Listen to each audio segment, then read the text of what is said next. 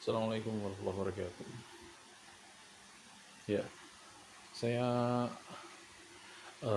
ingin berkomentar atau beropini tentang masalah negeri kita yang sedang kacau balau ini, yang disebabkan oleh ucapan orang-orang DPR yang memang kebetulan sangat terviralkan di media-media sosial. Kalau sekarang memang era media sosial. Baik, eh, dengan ucapan mereka itu akhirnya terjadilah ya ketidaksetujuan yang diwakili oleh para mahasiswa, lalu terjadilah demo hingga akhirnya terjadinya kerusuhan. Bedakan demo dengan rusuh, bedakan mahasiswa dengan preman-preman penyusup, ya, yang mungkin nggak tahu apakah mereka dibayar atau mereka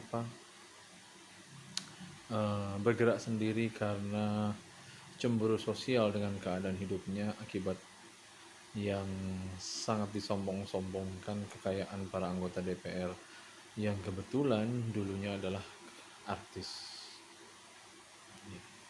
Dan hingga sekarang itu terjadilah kerusuhan semacam ya pembakaran-pembakaran. Ya, saya tidak setuju anarkisme, pembakaran-pembakaran. Setidak-tidak sukanya saya, atau mungkin kita semua setidak-tidaknya ketidaksukaan kita sama polisi dengan manajemen institusinya yang selalu apa-apa bayar, seperti misalnya kalau mau bikin laporan bayar, bahkan uh, ketika menilang para pemotor yang melanggar juga ada yang bayar di tempat, ada yang bayar di pengadilan. Ya, bahkan di Samsat banyak sekali pemain-pemainnya, ya, untuk mempercepat jadinya STNK atau SIM, ya. Seperti itulah, ya, dilematis sekali. Tapi saya nggak setuju dengan pembakaran-pembakaran itu. Bagaimanapun juga kita butuh polisi yang menangani kasus-kasus kriminal yang kita tidak bisa tangani sendirian, ya. Kalau main hakim sendiri ternyata tidak salah orangnya, ya kan, nggak mungkin, ya. Tapi juga kita butuh mereka, polisi, TNI, TNI AD, AL, ya kan, AU, kita butuh mereka. Nah, kalau sekarang fokusnya pada polisi masa-masa ini. Kalau saya berpikiran gerombolan-gerombolan itu merusak kantor polisi, pos-pos polisi yang ada, yaitu eh, antara 50-50%, ya, 50-50 lah, ya. Kalaupun dibayar, itu ada satu preman tertangkap bahwa ada sumber dari sosmed bahwa yang meminta mereka itu adalah seorang anggota TNI. Nah, jadi tolong di kesatuan TNI, ya, ABRI, dicek di kebenaran berita itu. Jika benar, maka TNI harus berbenah, ya. Nah, kalau polisi, ya polisi banyak berbenah karena ya kesehariannya bisa kita lihat, ya, bagaimana polisi. Walaupun nggak semua polisi, ya, saya yakin ada polisi yang baik, cuman karena kerjanya di kesatuan, ya mau nggak mau harus mengikuti langkah-langkah, karena kalau tidak mengikuti adaptasi yang ada di kesatuannya, otomatis ya dianya pasti akan pontang-panting seperti itu, dianggap tidak bisa beradaptasi dengan sistem yang ada di kesatuan. Nah, sekali lagi tolong, kalau memang benar ada oknum TNI AD lewat sosmednya ada yang menyuruh melakukan kerusuhan di setiap daerah yang ada di Indonesia, itu tolong dicek bapak-bapak TNI. Oke. Nah, lalu yang kedua, saya ini memang preman atau penjahat-penjahat yang dulu pernah ditangkap, uh, yang sangat benci sekali dengan polisi. Ya, mungkin pernah ditangkap atau apa ya, salah satu kerabatnya pernah dihukum mati oleh polisi, bisa jadi seperti itu ya. Dendam-dendam penjahat, para pembegal ya, para perampok, oke, para pencuri-pencuri yang punya gerombolan yang kebetulan memang sangat benci sekali polisi, dan juga para pelanggar lah aturan lalu lintas yang nggak suka sama polisi pungli. Nah itu dendam kesumat, jadi fokusnya kita tidak ke DPR tapi malah ke polisi juga gitu. Dan yang sayangkan memang ada yang meninggal oleh polisi karena brimob ya, brimob. Dan mereka juga nggak tahu ada juga polisi yang meninggal gara-gara dikeroyok ya, ini berdarah-darah, kita bisa lihat lah. Jadi sama-sama ada korban di sini.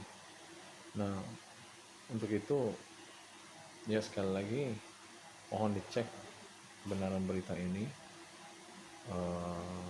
entah dari tim cyber atau apa namanya, secara langsung ya, ditanya secara langsung orang yang tangkap tersebut, oh ada yang menyuruh, yaitu oknum TNI.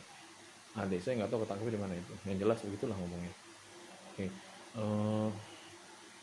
Nah kalau misalnya gerombolan preman yang dendam sama kesatuan polisi, nah seharusnya polisi sendiri juga bisa, juga punya, saya nggak tahu ya di Indonesia ada kali ya, ya polisi dengan marwahnya, apalagi polisi yang baik, polisi yang benar dengan marwahnya, ya tentu harus membela diri ya.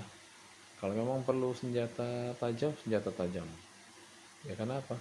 Kalau sampai merusak fasilitas ya, dan bahkan fasilitas itu digunakan masyarakat, bahkan sampai ada korban seperti yang ada di Makassar, nah itu mau nggak mau ya, karena mereka niatnya ingin menghancurkan orang, ingin membunuh orang ya,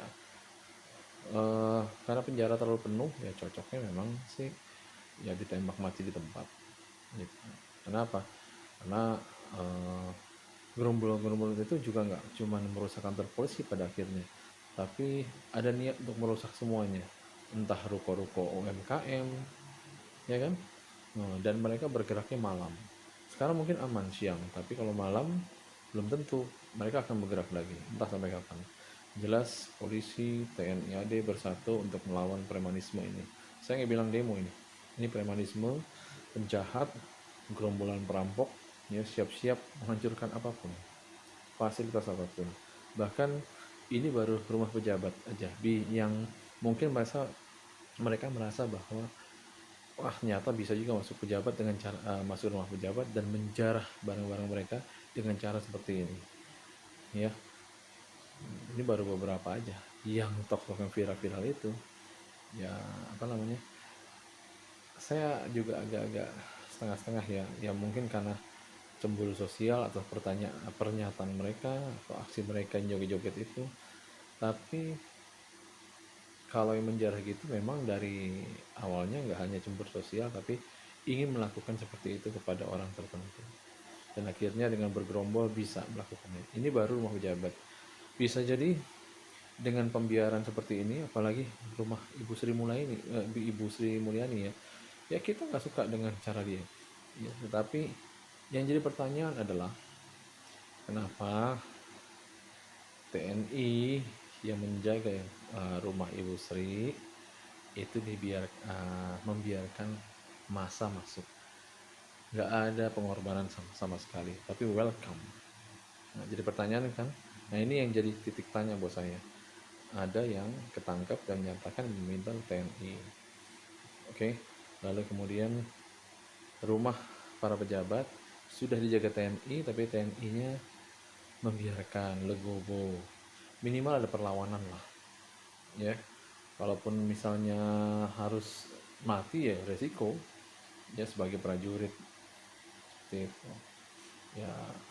Bapak mah saya lihat makin beringas, bener kata Pak Mahfud, makin lewat batas. Ini baru pejabat yang punya masalah. Nah besok-besok pejabat yang nggak ada masalah bisa jadi masuk dengan cara-cara TNI mengawal rumah pejabat seperti ini, pembiaran. Nah ini siapa dalangannya?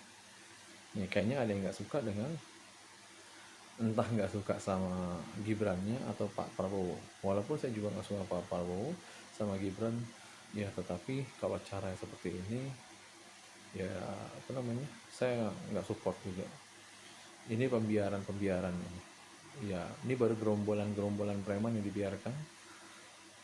Ya, besok-besok ke rumah siapapun dibiarkan. Terus hanya polisi yang dibakar pos-posnya. Karena nih, sebab polisi kalau ada masalah yang menjadi ujung tombak di dalam negeri kan polisi duluan gitu. Sedangkan Anda TNI kan nggak mungkin dan nggak ada perintah untuk menangani kasus-kasus kriminal dalam negeri. Anda semua diarahkan untuk ada serangan dari luar, bukan? Ya, seperti itu. Oke, eh, jadi tolong diselidiki itu, bapak-bapak, apa namanya, TNI, ya, mungkin Pak Hendro bisa, atau mungkin siapa yang bisa, apa namanya, membongkar itu. Ya takutnya apa? Takutnya ya kalau memang berita ini nggak benar, ya sudah, alhamdulillah TNI aman, ya. Tapi kalau berita ini apa namanya, sorry, nggak benar, TNI aman. Tapi kalau dia benar, dia benar ya, dia benar itu, ya berbenahlah TNI gitu. Ya bisa jadi ada sesuatu di kesatuan kalian. Ya mungkin itu saja ya, cara pandang saya yang saya bisa ungkapkan di sini. Ya, jadi minta tolonglah Polri, TNI, kita semua adalah teman, saling bekerja sama mencegah aksi-aksi kejahatan. Ya, untuk sementara mungkin TNI di sini ngebantu Polri yang marwah sedang jelek dan kantornya banyak ludes, pos-pos banyak ludes dibakar warga sendiri, gerombolan penjahat itu. Assalamualaikum.